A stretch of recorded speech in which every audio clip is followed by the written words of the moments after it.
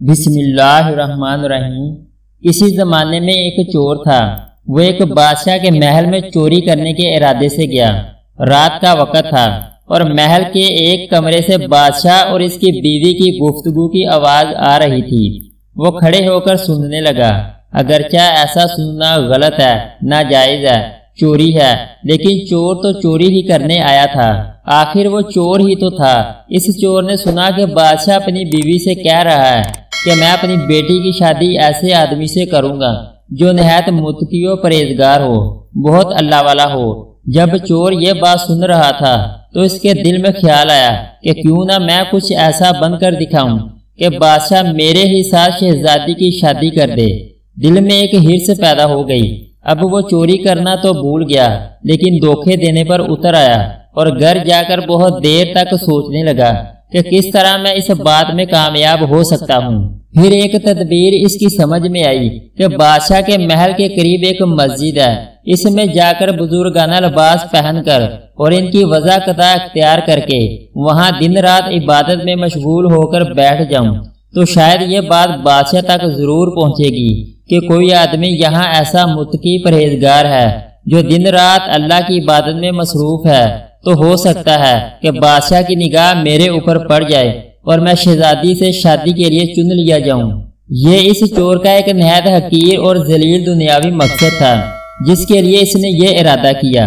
پھر اس نے اپنے پروگرام کے مطابق بزرگانہ لباس و پوشاک وضاحت اختیار کر کے اس مسجد میں جا کر نمازوں پر نمازیں، ذکر و تلاوت، مراقبہ سب شروع کر لیا۔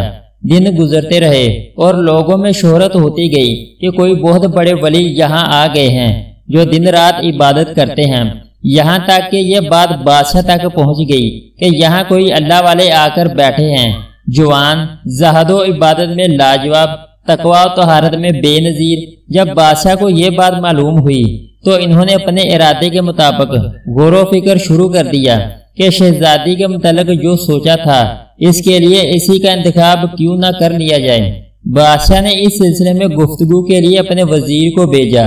وزیر اس شخص کے پاس مسجد پہنچا اور باادب ہو کر اس سے کہا کہ میں آپ کی خدمت عالیہ میں بادشاہ کی طرف سے ایک پیغام لے کر آیا ہوں۔ اس نے پوچھا کہ کیا پیغام ہے؟ وزیر نے بتایا کہ بادشاہ نے کئی سال پہلے یہ فیصلہ کر لیا تھا کہ وہ اپنی بیٹی کا نکاح ایک ایسے شخص سے کریں گے جو بڑا متقی و پرہیزگار ہو، اللہ والا ہو، اور وہ اس کی تلاش میں تھے۔ ان کی جو نظر گئی تو نظر انتخاب آپ پر آ کر رک گئی ہے، لہذا بادشاہ نے مجھے بھیجا ہے کہ اس سلسلے میں آپ سے گفتگو کروں۔ یہ شخص جو دراصل اسی تمنا و آرزو میں یہاں آ کر بیٹھا تھا بہت دیر تک وزیر کی گفتگو سنتا رہا۔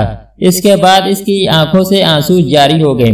وزیر نے پوچھا کہ کیا بات ہے تو کہنے لگا کہ آج جو پیغام لے کر آپ آئے ہیں یہ پیغام مجھے منظور نہیں ہے۔ وزیر نے کہا کہ کیوں منظور نہیں؟ اس شخص نے کہا کہ دیکھیے، میں صاف صاف بات آپ کو بتاتا ہوں کہ میں اصل میں ایک چور تھا اور ایک مرتبہ بادشاہ کے محل میں چوری کے ارادے سے گیا تھا۔ پھر جو کچھ بھی ہوا اس کو سنایا اور اس کے بعد اس چور نے کہا کہ میں نے تو یہ وضاحت اسی ہرس کی وجہ سے اختیار کی تھی، لیکن میں یہاں آ کر بیٹھا تو میرے خدا نے مجھے اپنا بنا لیا۔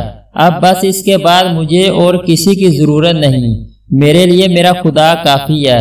بے شک جب عبادت ہو جائے، نماز ہو جائے، ذکر ہو جائے اور ہماری دیگر عبادتیں واقعی عبادتیں ہو جائیں تو بے شک یہ نمازیں اور عبادتیں انسان کو برائیوں سے روکتی ہیں۔ اگر آپ کو ہماری ویڈیو اچھی لگے تو اس کو لائک اور سبسکرائب کر دیں۔